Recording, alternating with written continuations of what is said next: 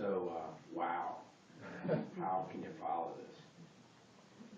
As I'm Tom Sutula, and I have many friends and colleagues in the room here, and I also tell you that Steve was the neurology resident when I was an intern and decided to go into neurology, so there's a lot of long-term connections here. As one of the last speakers, I'd like to join Steve as a neurologist and epilepsy researcher in expressing my thanks and deepest appreciation to the panelists. As he said, this is an unusual view that you've had here. The panelists and their families who have shared their experiences of epilepsy. It's not easy to get up in front of a group of people and talk about your vulnerabilities and your fears. Your stories and those in the video speak directly and poignantly about why epilepsy is such a devastating disorder for so many people and why it's so frequently misunderstood and minimized. Unfortunately, this misunderstanding isn't just limited to the public, but affects many caregivers and physicians, as well as the scientists and the policymakers in the medical and scientific establishment who are defining and setting priorities for research and investment in the life sciences and healthcare. As an example of the limited awareness about epilepsy in my profession, the average exposure in medical school curricula to the problems of epilepsy is limited to 2 hours over 4 years.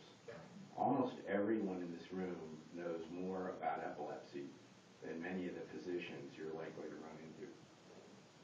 Your courage and persistence in dealing every day with the problems of epilepsy, and you're speaking out to educate and to remind us in the profession about what the priorities should be, inspires us to similarly be persistent and determined to work to help you achieve the cure mission of a life without seizures. Your speaking out really does matter. Like Steve, I've spent more than 30 years in neurology and epilepsy research, observing the challenges of what you face every day. I'm going to take a few minutes here because being around for 30 years, you can actually sort of be a little historical. Cure, during 13 years of its existence, has dramatically changed the perception and awareness about the suffering and devastating consequences of uncontrolled epilepsy. Probably like many of you in the audience, when I started training in neurology, I really didn't know much about what it was like to live with epilepsy. And after hearing what we heard tonight, I'm still not sure I really understood it that well. When a cousin who lived with my family for 9 years and was more like a brother developed headaches and then seizures because he had a malignant brain tumor, I really didn't understand at that point in my life why he said seizures were worse than having a tumor. But I can tell you as a physician that you hear that commonly. To most people, it seems unreasonable to think that brief periods of seizures lasting for seconds or minutes can really be that bad compared to problems like cancer and heart disease. I first began to understand it a little better when I spent 3 months in an epilepsy monitoring unit in 1978. That was when the video and recording technology was just starting to be used to actually see what happened to people during a seizure. And what was striking to me was what it was like for the people in between these brief seizures. Something that's really impossible for physicians to ever know and caregivers to ever know about when you just see people in the office, as Steve implied.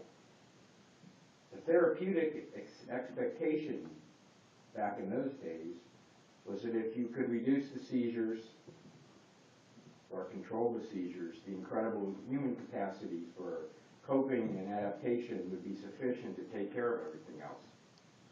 And in fact, among the caregivers in those days and epileptologists, there was the perception that a reasonable goal was a few infrequent seizures, and with good coping, it would all work out. We, of course, were totally wrong about that.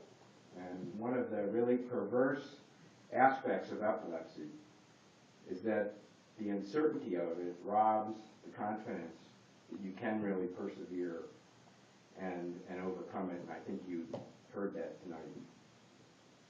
So, driven by the kinds of personal experiences and utter frustration with this approach that you on the panel so eloquently described, the founders of CURE, including Susan Axelrod and Jean Donalty, who are here in the audience, have gone on to transform national and international awareness about the devastation of epilepsy.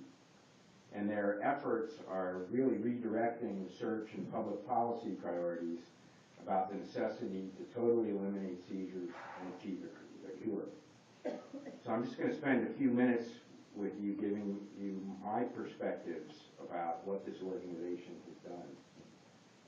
The redirection in priorities that can be attributed to CURE during the last 13 years is occurring in offices, in the care of individual patients, and in meetings of policymakers in the scientific establishment. As a striking example of the impact of CURE and activities and awareness, during my 3-month experience in the monitoring unit in 1978, one of the patients died during a seizure, what's now referred to as SUDEP. The prevailing impression at that time was that these kinds of devastating events were pretty rare. But as anyone who works in an epilepsy clinic will tell you, and as you heard from people tonight, it happens a lot more than anyone really wants to admit. Just this past week, I learned of the sudden death of a former patient now living on the West Coast who had only occasionally rare seizures after surgery and while living with medications. About every 6 months in the clinic, epilepsy clinic, we hear about this occurring to someone we all know. Barry and Jean Donalty, and Jean's over here, who, after the death of their son Christopher during the seizure, shared this unspeakable tragedy with the other founding members of CURE. CURE has gone on to be a major international influence in encouraging and supporting research on SUDEP and bringing attention to the mortality of epilepsy, which we now recognize as exceeding breast cancer on an annual basis. These are major accomplishments for any organization, but of course, awareness is not enough. CURE is seeking your support to fund research that offers the promise of eliminating seizures and achieving a cure. CURE goes worldwide to find the most promising novel opportunities for discoveries and new technologies that may lead to cure.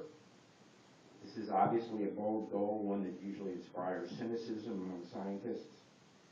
And while the $18 million in funding raised by CURE in the last 13 years sounds like a lot, it's really not. The annual budget at the NIH is $35 billion. And in the past, at least until the recent past, similar R&D investments were being made in medical device and pharmaceutical industry. With this kind of investment, there's widespread expectation among the public, and certainly fueled by the media, that research in the life sciences and medicine will reliably and sooner or later invariably lead to innovative new therapies. And it's probably natural to assume that will apply to epilepsy. But I can also tell you, as Steve and the other researchers here in the audience, to anyone who works in research or in the commercial therapeutic industries of the evil pharmaceutical companies and medical devices, that view is, of course, obviously an assumption and certainly not anything to rely on. While the needs for epilepsy may seem obvious and compelling when you get together in a group like this, believe me, that perspective is not so obvious in the setting of intense competition for resources in federal funding agencies and more broadly in the scientific establishment. Epilepsy research is in fact regarded as a backwater compared to more fashionable areas that are better understood by the public and regarded as more. In the setting of these challenges, how is your support for cure research redirecting and changing the pursuit to find a cure? CURE is funding early stage research that offers the promise to have impact on epilepsy. But this kind of research is regarded as risky, and therefore it's pretty unlikely early on to get support in the competitive biomedical research environment. Cure is using money to cultivate the next generation of epilepsy researchers whose career-long efforts are essential to take on these challenges. There's no alternative or shortcut on these long-term approaches. When breakthroughs occur in medicine, we read about them in the paper, there's a tendency to regard the scientists and the physicians whose work leads to those breakthroughs as heroes. Breakthroughs and achieving a cure for epilepsy requires the kind of persistence and determination that people with epilepsy and their families, whom you've heard tonight, use every single day to get through the day. And that sort of bold, go-anywhere assertiveness and determination have become the soul and vision of Cure. You, on the panel who have spoken out, demonstrate the persistence, the assertiveness, and determination that inspires us as caregivers and researchers. You on the panel and you in the audience who support these efforts, you're the real heroes. Keep it up. Don't let us off the hook. And thank you for your support and also for what you've taught us tonight and your inspiration. Thank you very much.